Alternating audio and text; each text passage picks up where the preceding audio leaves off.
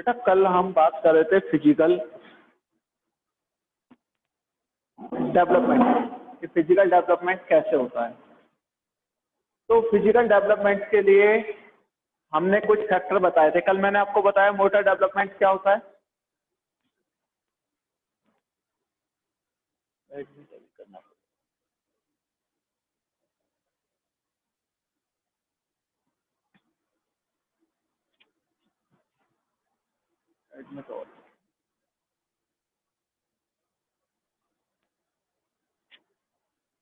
Good afternoon sir. Very good afternoon. बेटा कल मैंने बताया था कि कौन कौन से फैक्टर होते हैं जो हमारे मोटर डेवलपमेंट पे इफेक्ट डालते हैं। कल यही टॉपिक चल रहा था हमारा। Yes sir. और उसमें मैंने 3 आपको फिजिकल, बायोलॉजिकल, एनवायरमेंटल और 3 फैक्टर थे उसके, वो तीनों आपको बताए थे। आज उसके आगे के कुछ फैक्टर्स और हैं, ठीक है।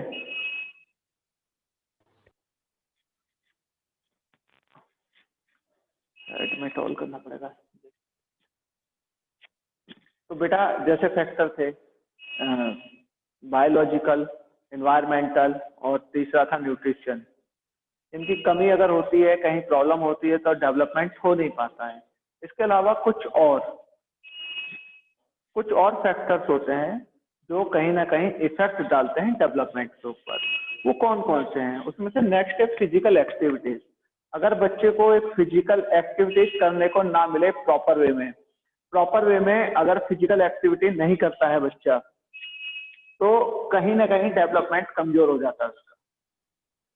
आज अगर हम बात करें, आज के बच्चे थोड़े वीक होते जा रहे हैं, उनको प्रॉब्लम है, फिजिकली कुछ प्रॉब्लम हो जाती है, वो फटीग और टाइटनेस जल्दी महसूस करते हैं और बैठ नहीं पाते एक जगह। तो प्रॉब्लम क्या है? फिजिकली एक्टिविटीज कम होती जा रही है बेटा।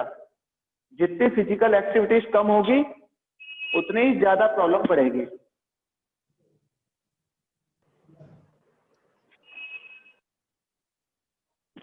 तो फिजिकल एक्टिविटीज का कम होना कहीं ना कहीं ये भी एक शो करता है कि प्रॉब्लम है, मोटर डेवलपमेंट नहीं हो पा रहा है। ये भी शो करता है, मोटर डेवलपमेंट में इफेक्ट डालता है फिजिकल एक्टिविटीज। फिजिकल एक्टिविटीज बहुत बड़ा रोल प्ले कर देता है अपना। बच्चा छोटेपन से ही कुछ गेम्स में इन्वॉल्व होने लगे धीरे धीरे, तो उसका डेवलपमेंट आप देखोगे बहुत उन बच्चों के कंपैरिजन में बहुत अच्छा होगा जो स्पोर्ट्स में पार्टिसिपेशन नहीं करते हैं। फिजिकली उनका डेवलपमेंट बहुत अच्छा होगा। तो वो फिजिकल एक्टिविटीज में इन्वॉल्व ना होना, वो भी एक रीजन होता है प्रॉपर डेवलपमेंट ना हो पाना। नेक्स्ट है अपॉर्चुनिटीज। अपॉर्चुनिटीज क्या होती है? अपॉर्चुनिटीज का मतलब होता है मौका मिलना, अवसर। फिजिकल एजुकेशन में अपॉर्चुनिटीज एक बहुत बड़ा रोल प्ले करती है। सपोज दैट किसी प्लेयर का सिलेक्शन टीम में हो जाता है, बट वो खेल नहीं पाता, बैठा रहता हमेशा, प्ले नहीं कर पाता, प्लेइंग 11 में नहीं आ पाता, प्लेइंग 7 में नहीं आ पाता, वो केवल बैठा रहता है। वो पूरा तो कब जब उसको अपॉर्चुनिटीज नहीं मिली तो how can possible he can show their performance तो दिखाई नहीं सकता उस समय। तो सेम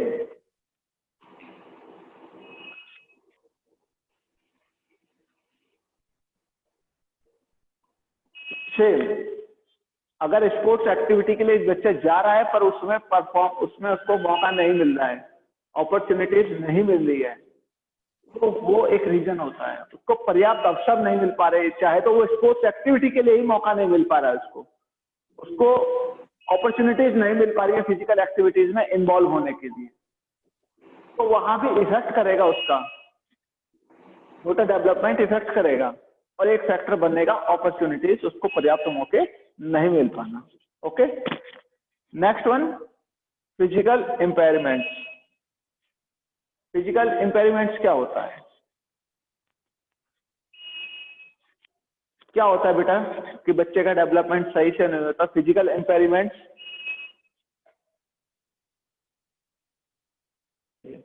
बेटा, फिजिकल इम्पेयरमेंट्स होता है कि किसी तरह की कोई डिफॉर्मेटरीज या डिसेबिलिटीज हो जाती है।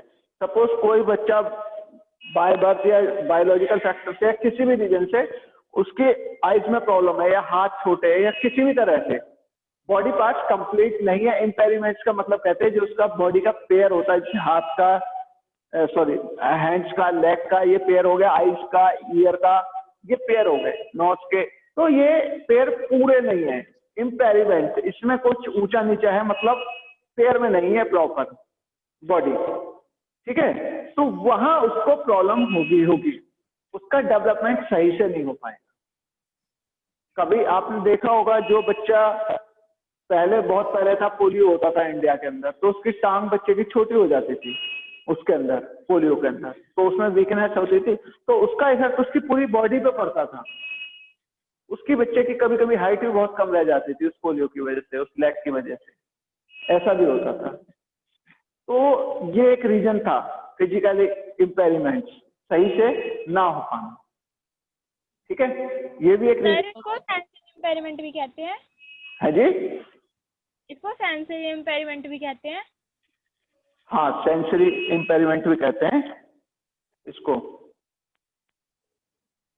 सेंसरी इम्पेरिमेंट भी होता है बेटा, एक सेंसरी होता है, एक फिजिकली भी। फिजिकली में जैसे हाथ वाथ, इसको सेंसरी भी कह देते हैं। अच्छा, मतलब होते दोनों सेम ही है।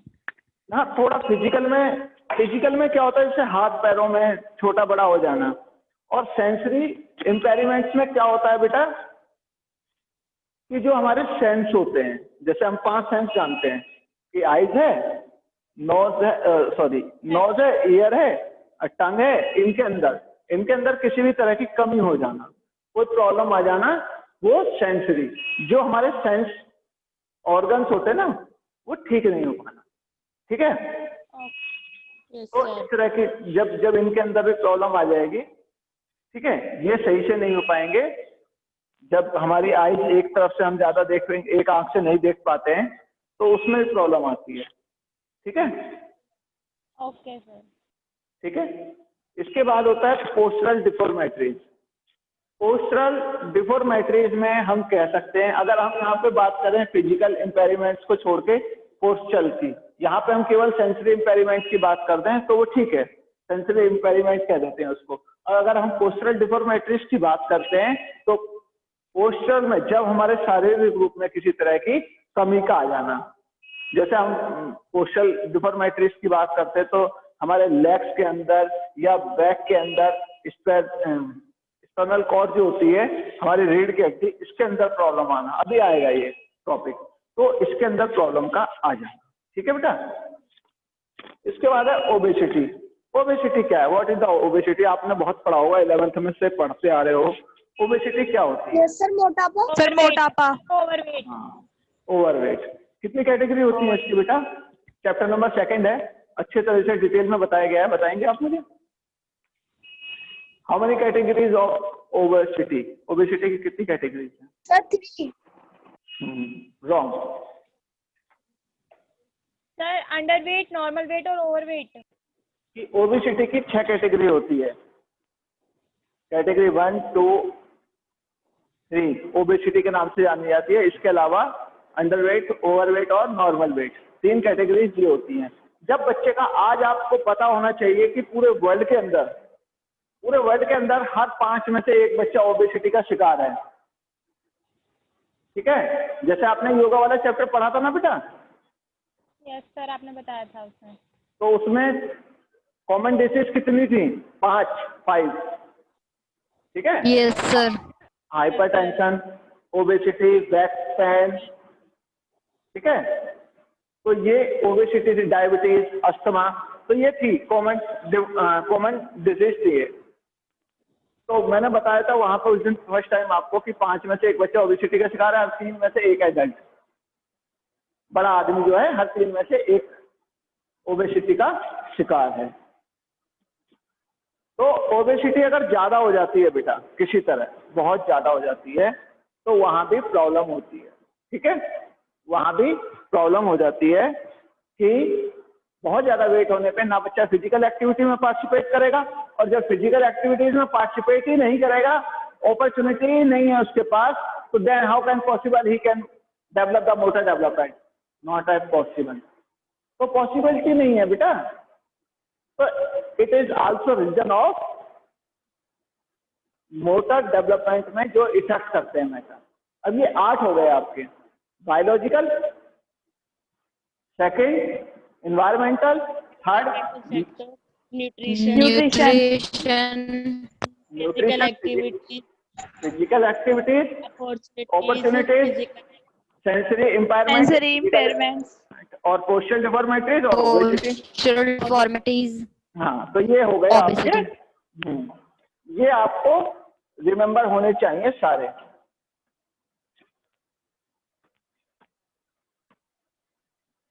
ये वो फैक्टर हैं जो मोटर डेवलपमेंट होगा या नहीं होगा। कल मैंने बताया कि मोटर डेवलपमेंट 2 तरह का होता है, एक ग्रोथ होता है और एक फाइन होता है। तो जो ग्रोथ होता है वो ज्यादा मैटर करता है शरीर के लिए, पर ऐसा नहीं है। स्पोर्ट्स में अगर हम स्पोर्ट्स की बात करें तो हमारा जितना मोटर डेवलपमेंट ग्रोथ का हो रहा है उतना ही हमारा फाइन का भी होना चाहिए। fine का होता है।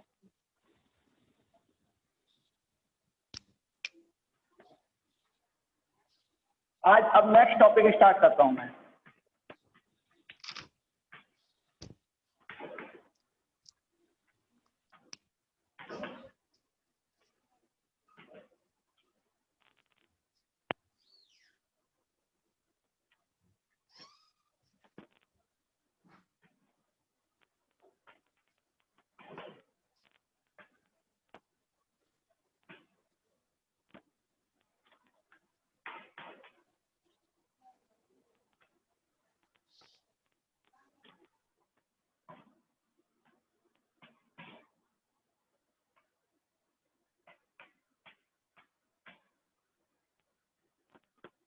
भी चल रहे हैं। बेटा exercise guidelines at different stages of growth and development, इसका क्या मतलब है? इसका क्या मतलब है कि मोटर डेवलपमेंट के लिए मैं बताता हूं। इसका मतलब है कि मोटर डेवलपमेंट करने के लिए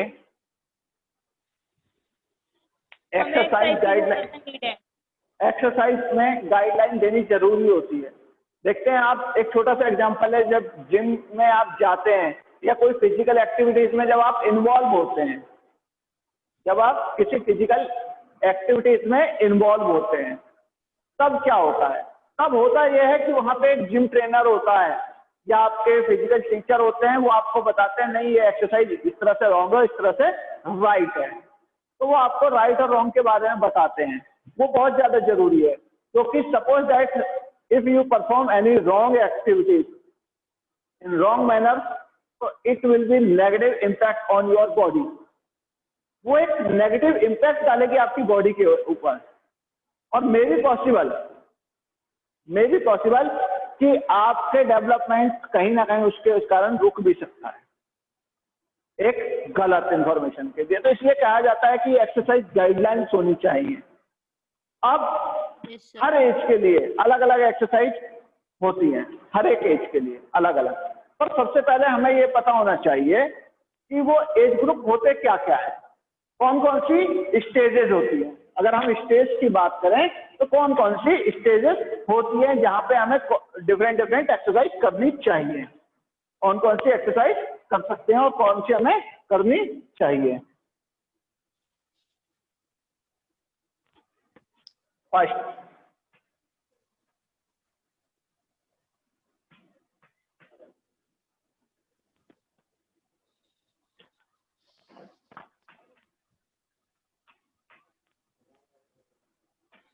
देखो बेटा, पहली होती है इन्फेंसी, जिसको हिंदी में अगर हिंदी का वर्ड कहा जाता है तो उसको शैशविक कहा जाता है, पर उसका सही मतलब होता है बच्चा, बचपना। अगर आपकी लैंग्वेज में आपको समझाऊं, जिससे कल आप कह रहे थे ना सर बाकी तो सब ठीक है पर हिंदी के जो वर्ड बोलते हैं वो थोड़े टिपिकल होते हैं, है ना। तो जो बच्चा होता है, छोटा बच्चे की बात कर रहा हूं मैं, छोटा बच्चा होता है, उसके लिए कौन सी एक्सरसाइज। तो कल भी मैंने बात की थी इस बारे में, तो इसके बारे में कल भी बात हुई थी और आज फिर बताता हूं कि जो इन्फेंसी का बच्चा होता है, 1 से 2 साल का बच्चा होता है, उसके लिए क्या जर्नल होती है। पैदल चलना सीख जाए वो, शुरू में जब 1 साल का होता है नहीं चल, के थ्रू चलना है। घुटनों पे चलना। घुटनों के बल, पेट के बल सरकता है। आप देखेंगे कि जब कोई बच्चा छोटा होता है और वो स्टेयर पे चढ़ना सीखता है, जीने पे, तो उसका एक अपना इंटरेस्ट होता है, उसको हम देखते हैं, बार बार हम रोकते हैं और बार बार वो स्टेयर की तरफ ही भागता है, स्टेयर के ऊपर ही चढ़ता है, भले ही वो पैरों से न चढ़े, सपोर्ट लेके चढ़ता है, पर वो उधर ही भागता है। तो that time we can see कि इसका डेवलपमेंट हो रहा है, इसका मोटर डेवलपमेंट सही तरह से हो रहा है। तो उस समय हमको क्या उसकी एक्सरसाइज करने की जरूरत है, उसको कोई गाइडलाइन देने की जरूरत है? हाँ भाई, गाइडलाइन देने की जरूरत है। जैसे बच्चा सपोज करो चलने लगा है, तो उसके हाथ पकड़ के थोड़ा खड़ा होने लगा है, तो उसको हाथ पकड़ के हम थोड़ा थोड़ा मूवमेंट कराएंगे। ऐसा नहीं है 7 मंथ के बच्चे को एक्सरसाइज गाइडलाइंस की बात बता रहा हूँ बेटा। हम क्या करते हैं, अगर उसको जबरदस्ती फोर्सफुली हमने पकड़ के और मूव कराने की कोशिश करी, चलाने की कोशिश करी, क्या चाहते हैं कि जल्दी से ये चल जाए, तो क्या इसका बैड इम्पैक्ट पड़ेगा? इसका बैड इम्पैक्ट ये पड़ेगा, नोक नहीं होगा, नोक नहीं होगा। हाँ, नॉक नहीं भी हो सकता है, फ्लैट फुट भी हो सकता है, क्योंकि जब पैर की जो मसल्स होती है सॉफ्ट होती है बच्चे की, तो वहां उसको डिफॉर्मेटरीज होने के चांसेस रहते हैं। तो जनरली वो जो एक्सरसाइज करता है वो करता रहे। एक्सरसाइज का क्या मतलब, वो थोड़ा बहुत मूवमेंट कर रहा है, चल रहा है, उसके ऊपर किसी तरह का प्रेशराइज नहीं होना चाहिए, कोई वेट नहीं होना चाहिए, इजीली वो चल रहे, घूमे फिरे, वो वॉक करे, यही उसकी एक्सरसाइज गाइडलाइन है। इसको हमें देखना है, जज करना है, ठीक है। दूसरा है अर्ली चाइल्डहुड। यहाँ पे एक्सरसाइज के लिहाज, एक्सरसाइज को देखते हुए खाली एक्सरसाइज को 2 पार्ट में डिवाइड किया गया है। और जब हम चाइल्डहुड की बात करते हैं तो कल मैंने चाइल्डहुड को 3 पार्ट में डिवाइड किया था बेटा। यस सर, अर्ली मिडिल और लेट। हाँ, अर्ली मिडिल और लेट चाइल्डहुड। बट जब हम बात करेंगे ना चाइल्डहुड की और एक्सरसाइज गाइडलाइंस की, तो उसके अंदर हम केवल दो तरह के ही बचपन की बात करेंगे, चाइल्डहुड की बात करेंगे।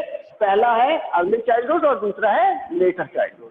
तो अर्ली चाइल्डहुड की क्या एक्सरसाइज होती है, क्या एक्टिविटीज होती है? कल भी मैंने बताया, एक बच्चा है, थोड़ा रन करना शुरू कर देता है, भागना, दौड़ना, बॉल को कैच करना, किसी भी मूवमेंट में पार्टिसिपेशन करना, कैचिंग। तो कैच करने पे हम क्या देखते हैं कि उसकी जो ग्रिप है वो बन रही है, नहीं बन रही है प्रॉपर। तो बहुत सारा मूवमेंट होता है उसको एक्सरसाइज करते समय।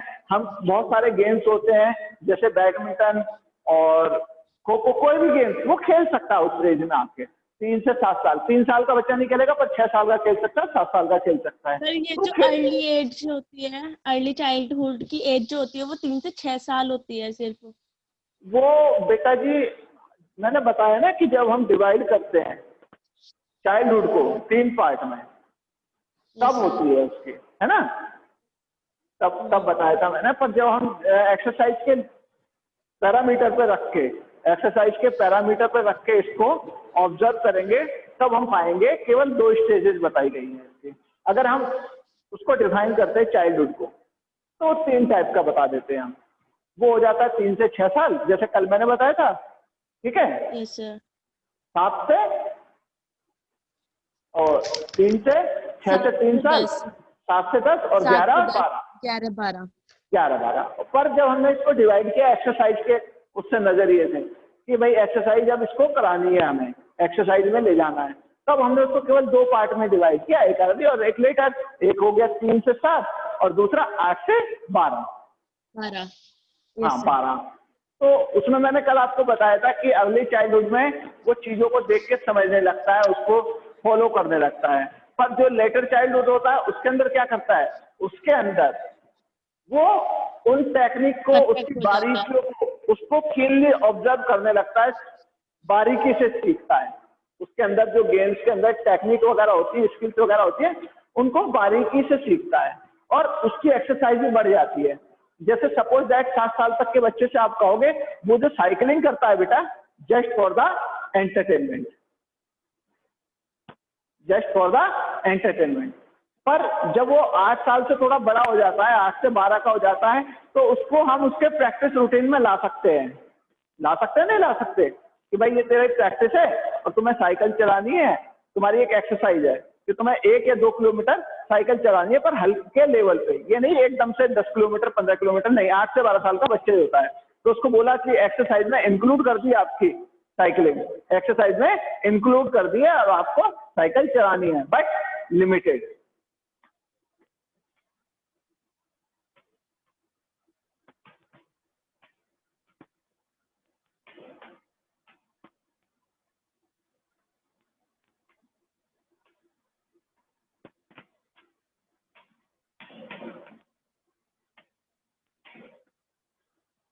ठीक है, जैसे अभी मैं बात कर रहा था, 3 से 7 साल के बच्चों को हम अमूमन स्विमिंग पूल में नहीं उतारते, ठीक है।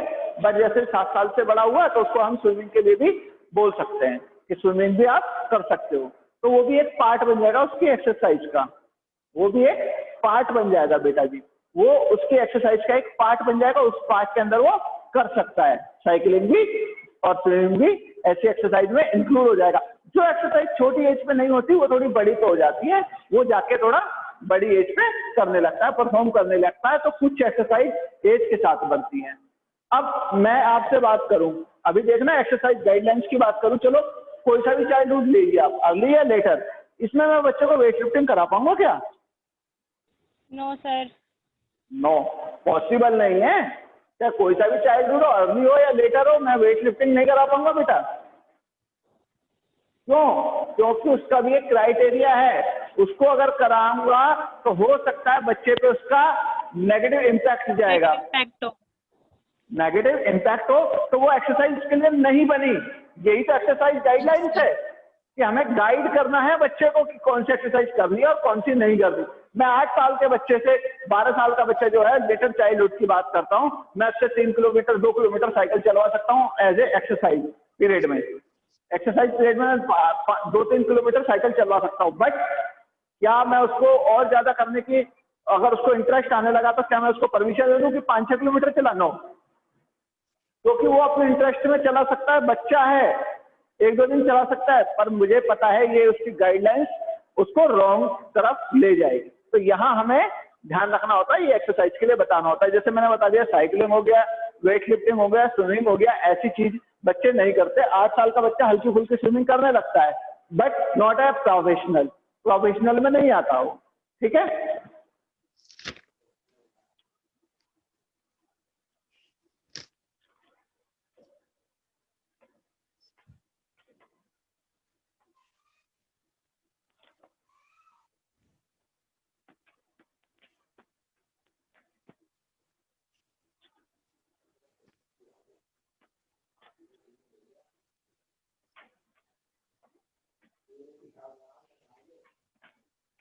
इसके बाद आती है बेटा एक एज, कौन सी?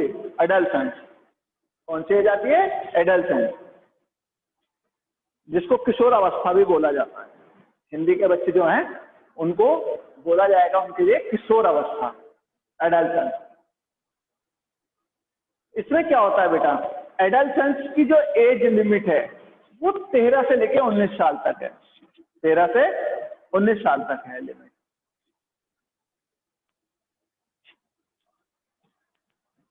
13 से 19 साल तक की उसकी लिमिट है। वो 13 से 19 साल में एडल्सेंस में आता है। सबसे खतरनाक लाइफ का टर्म होता है एडल्सेंस। इस एज के अंदर बेटा प्लेयर भी टू गुड बनते हैं। अगर जिसने प्लेइंग में ध्यान लगा दिया ना तो उससे अच्छा प्लेयर कोई नहीं बन पाता है, टू गुड। अदरवाइज जो माइंड होता है वो डाइवर्ट होता है। बहुत से बच्चे अच्छी एक्सरसाइज वगैरह करते रहते हैं, माइंड डाइवर्ट होता है, एक्सरसाइज वगैरह सब लेट इमीडिएटली। एडल्सेंस कहा जाता है इस पीरियड को, जिसमें 13 से 19 साल के बच्चे आते हैं, अमूमन आप सब, ठीक है। तो इस एज के अंदर एक्सरसाइज की हम बात कर रहे हैं, तो हम हर तरह की एक्सरसाइज को परफॉर्म कर सकते हैं। हम प्रोफेशनल तरीके पर पहुंच सकते हैं, प्रोफेशनल तरीके पे पहुंच सकते हैं। हमें पता है कि अब हमारा डेवलपमेंट हो चुका है, 13 तक नहीं होगा पर 19 तक जाते जाते, 18 तक जाते जाते हमें पता है कि हमारी हाइट कितनी बढ़नी है।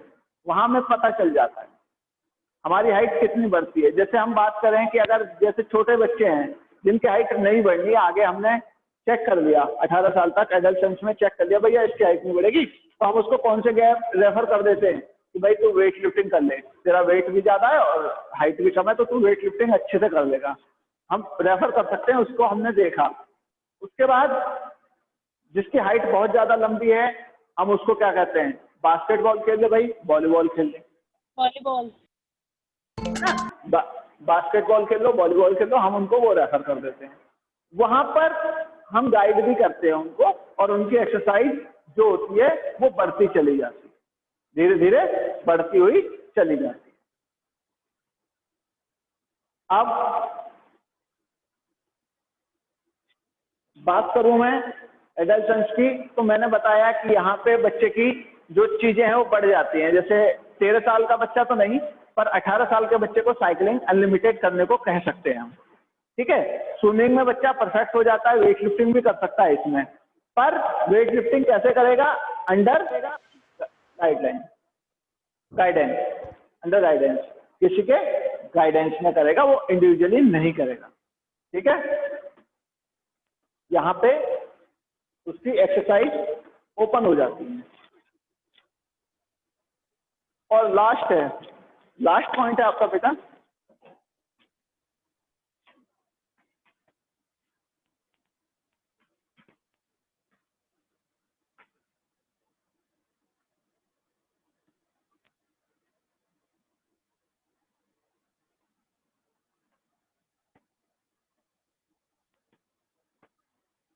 एडल्टहुड।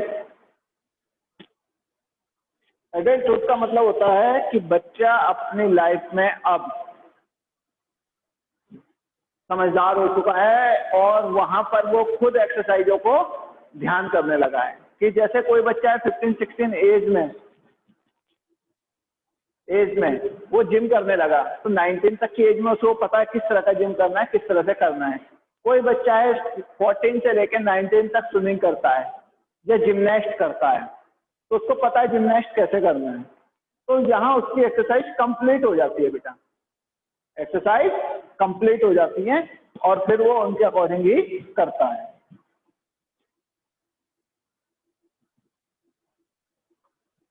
अब अगर हम बात करें कि एक्सरसाइज का पैरामीटर क्या होना चाहिए, तो पैरामीटर सबसे पहले एक्सरसाइज का बेटा उसकी एज ग्रुप होती है।